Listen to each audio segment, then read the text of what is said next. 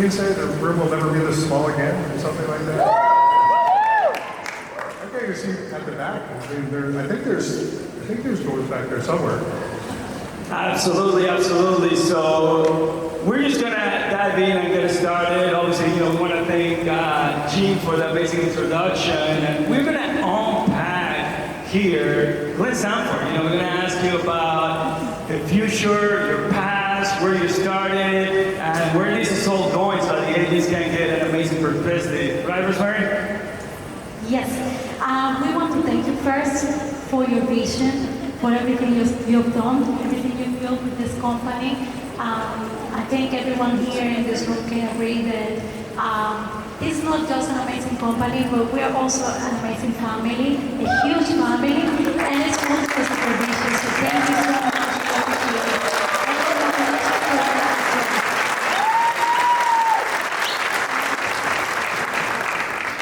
We first want to go back to the beginning, when you started. And we wanted to ask, did you ever face doubt, fear, and discouragement in those early days when you started ESP? Not at all. No, well, for sure. I mean, this is 2000, this is 2009, 2008, 2009. Some of you heard me use the technical term that the housing market sucked back then. We didn't know exactly what we were doing, and it was sort of it was a science experiment. We sort of assumed that, there were other agents that were like me, who were entrepreneurial, that didn't want to be on the hamster wheel and was looking for a better model. And really, the whole idea was to kind of go to work building the model I would be at as an agent. That really was the thing. But, going to the office as an avatar, we did that day one. I literally told the team to go home, take the computers home, and I literally said, this is either going to work or it's not going to work. And if it doesn't work, we're all going to be looking for work. That was, and so it was, we're trying to build collaboration, we're trying to build accountability, we're trying to do all the things that are now our core values. For the first time, we'd never done that. We had offices. I knew at that point that the teams that I visited, because I was running 5 real estate teams at the time, but there were 2 that did well. There was one in Bellingham, Washington, where I lived, and there was another one in Phoenix, Arizona, where I loved to be in the winter. And so those teams did well. And so the whole idea of how do you distribute leadership and how do you duplicate yourself if, there were a whole bunch of places, quite frankly, I wasn't really excited to go to, but could we build a platform that would allow for that distributed leadership model? And so it was really just an experiment. And so it was, we were struggling financially. I mean, we were stuck in the same place many people were in 2008, 2009, 2010. Had to short sell a home because we couldn't make payments going through 2008, 2009. We were hiring managing brokers back in 2009, 2010. And initially we wanted our managing brokers to be financially solvent. And if anybody was a managing broker that owned their own office from 2006, 7, 8, going to 9, and you had the experience of owning an office, there's a high likelihood that you went bankrupt during that period of time. So it was, it was a tough time, but it was from a fear perspective, not a lot of fear, but there was some doubt. Would have in fact worked? And for me, I'm a risk taker, so it wasn't really a fear orientation. It was more of a will it work? Can we create enough momentum? What's it going to take to get to that, to where we need to be? And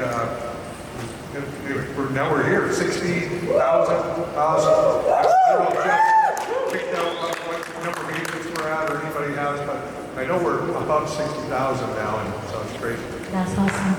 Thank you. So obviously, there were a lot of moving pieces at the beginning. Like, how much did you have to invest to get it started, to get it off the ground? How did all that work?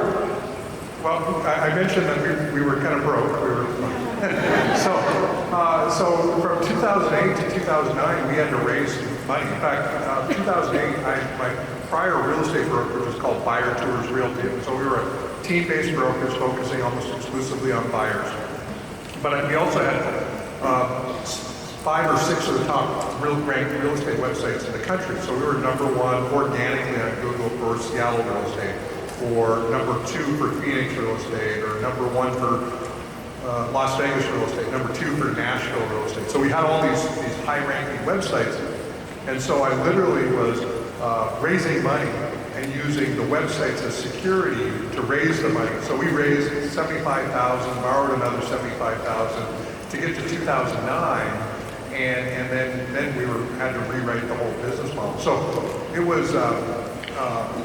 We were taking our SEO services that, like, we were really good at getting sites ranked, so we were literally helping our competitors rank their websites and charging like $18,000 to do the website SEO. We get people to the top of the Google search engines back in the day, and we were doing anything we could to create any sort of income to keep this model going. And then we didn't have software. Like, so you see enterprise today, literally we were doing this on spreadsheets, and we had a coding team sort of building stuff offshore, and it was all duct tape and baling wire trying to keep this whole thing together.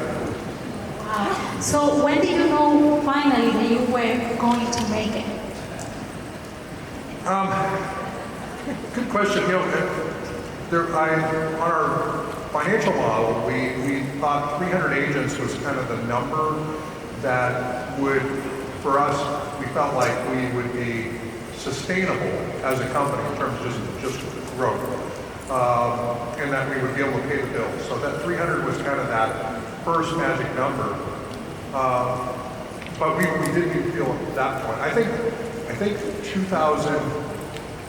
probably 2015 was the first year where we grew over 100% year over year. Thank you, Gene Frederick, and wherever you are. Because when Gene joined, like literally, we started to take a little bit of a ramp, and we just started to offer equity as well. So we just created the equity incentive program in late 2014. 2015, we grew, and so we were actually concerned at the end of 2015, 2016, even going into 2017. That we were growing way faster than we could handle. Like we were a little bit at risk of imploding. Anybody remember when it took like 2 to 3 weeks to get paid on a transaction? We're doing a little better now. Yeah. So we've got it down quite well now. But there was a period of time where it took 2 to 3 weeks to onboard. Any of you relate to that? It took us 2 weeks or so to get agents paid, not because we didn't have the finances. It's just because we were growing so fast, the transaction count was growing so fast that we were almost at risk of imploding from the speed of growth. But financially, we could handle it. So I would say that really 2018-ish was really the point in time where I knew this thing was gonna really make it. Very good. And then, at one point in that trajectory, when you decided to take the company public, create stocks, and bring that benefit to the agents. So, what led to that decision? How do you feel about it today? Tell us a little bit about that. Well, let me say it 2 ways. One, be careful what you wish for. So that's as a public company, there's a whole bunch of extra scrutiny that you don't get as a private company, and it's a little painful. It's anyway, I could probably come up with some really descriptive terms that included like a rubber glove to sort of describe however I won't.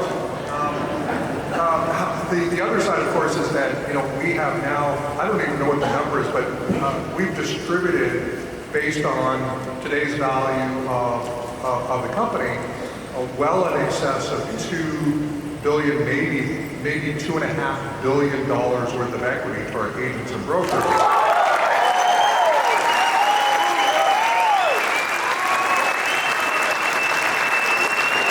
Which we could never have done as a private company. So from that perspective, that is really the big that I wanted to solve for.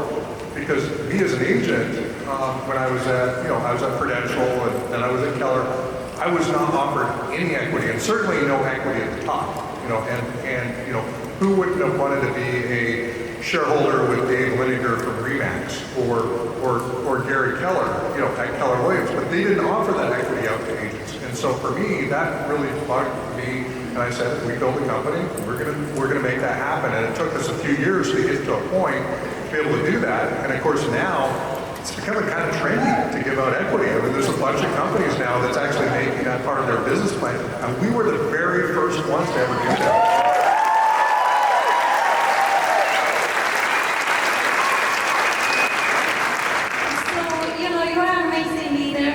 Facing challenges every day, new challenges.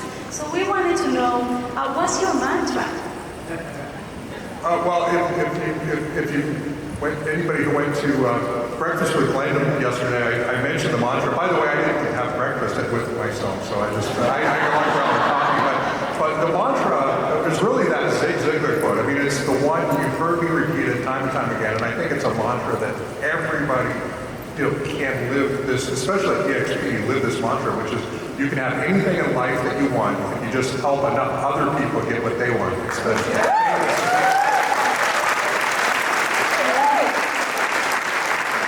And it's such a powerful mantra because it reorientates you every day. And those who are the biggest givers ultimately will receive the most. Those who ultimately are wanting to look out for their own personal self-interests first, well, at the end of the day, even if they do get money, they'll probably be miserable at the end of the day. And two, they probably won't actually make as much as they could have had they been a giver first. And so this orientation around servant leadership, of paying it forward, and then realizing that this is an infinite game. There's no point in time where you actually stop giving just because you've hit a certain level. We do this, this is our life mission. And if you actually live by that mantra, because ultimately at the end of the day, it's more about others than it ever is about us individually.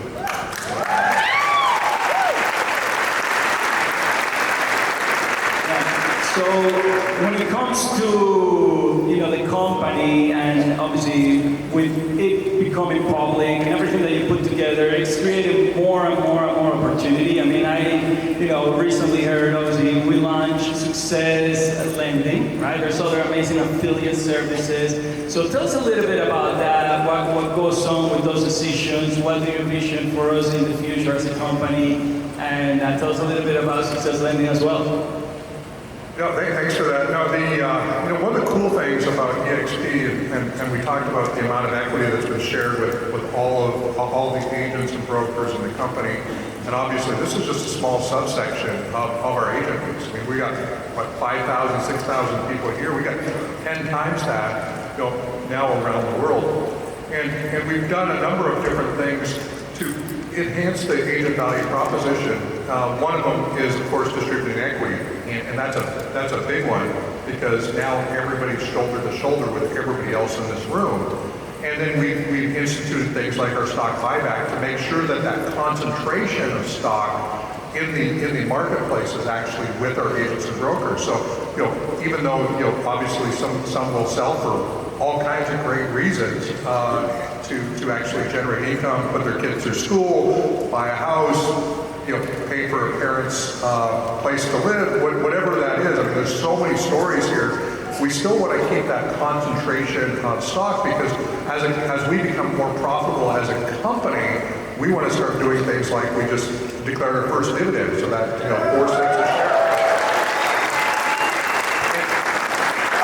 And then as a team, we want to also increase the overall profitability of the company by being one-stop shop for our clients. I mean, whether you think about what we're doing with building out EXPRealty.com and building out the portal and adding things like mortgage and title and escrow and all those things right into the website. But as we become more profitable, we're going to be able to distribute more profits to our agents and brokers. So Success Lending is just getting started. We haven't opened up anywhere yet, so probably October we'll have our first state or two open, which we're excited about that. But we think that over time, we'll be able to maybe even double the profitability of the brokerage just from these extra services.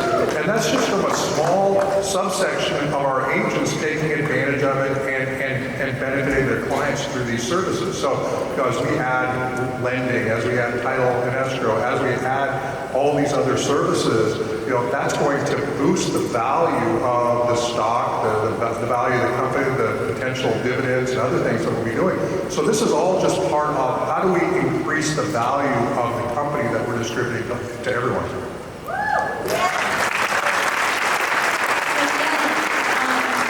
It is obvious that you're an amazing leader and also a billionaire. And when I learned about this opportunity to talking to you, I was like, what his schedule looks like? Does he have like a morning routine? What does he eat? Like everything. Like I want to know everything. So tell me, do you have a morning routine, a night routine? What's your schedule look like? Tell me.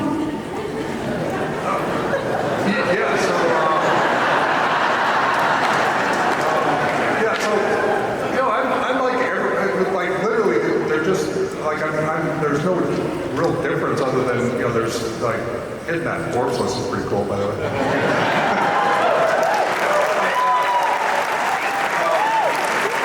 But, I exercise in the morning. I usually get up and try to run, anywhere from 3 to 7 miles every day. I try to get between 25 and 30 miles a week running in. So I do try to do a lot of half marathons and those type of things. So that's kind of my morning routine. I tend to do like maybe one meeting in the morning and then I'll have an hour and a half break so I can get my runs in. So that's kind of my morning routine. I tend to be an intermittent faster, so I tend not to eat breakfast. So, I've been eating breakfast here though, except yesterday. But and then evening, I tend to work from about 7:30, 8 in the morning until about 3 to 4 in the afternoon. That's my typical day, and then typically I wind down but as many of you know, I'm on workplace chat pretty much 24/7. If I'm not sleeping, I got my phone with me, so so I'm always doing that kind of just engagement piece. But I have a separate office where I have to actually walk out of the house and go to the other side, so I can actually create a sort of a space where it's my workspace versus my home space. Very good, very good. So I'm glad you mentioned like being on the phone, and obviously you've been talking a lot about technology and the things that EXP has done in technology. What can we look forward to in the future? You've got so many amazing, so much background in the lead generation and web and portals, and you're so excited. You're a programmer too, right? You do some code, right? Yeah, I've been known to code back in the day. I don't think I've done much coding lately, but yeah, which drives, of course, our tech team nuts, because I think I could do anything. Give it a time, right? But which I don't have. Some of the stuff we're doing right now. Some of you heard about the whole, Dave Ramsey fiasco that took place a few months ago. So we stood up now our own platform for helping actually do lead gen for agents through Success Experts, which is probably really a prototype.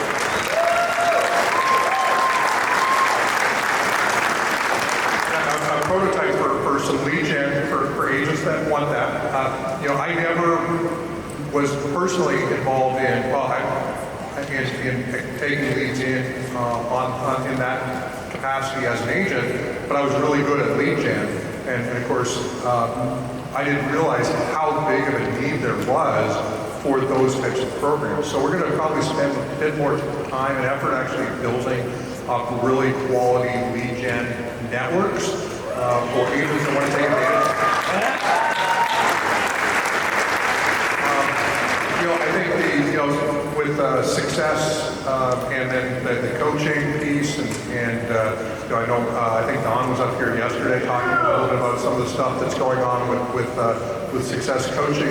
That idea of building what we refer to as a success achievement system and really building that cadence around figuring out what your aspirational objectives are and then figuring out what those key results are as an individual in your different parts of your life. I think those types of ideals and building that into your personal habits, I think it makes a really great additional piece that we're continuing to invest in.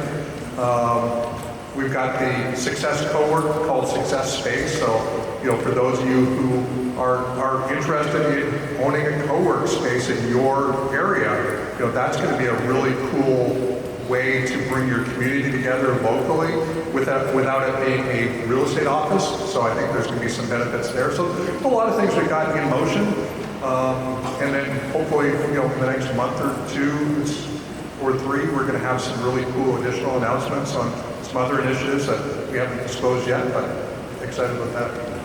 Awesome, excellent. Well, Glenn, this has been absolutely amazing. We wanted to thank you for everything once again. We are truly a family because of your vision, because of you, because of what you've created here for us. We're changing lives. And look at this event. Look at all the people in the crowd. Look what we're doing right here. Thank you so much. We appreciate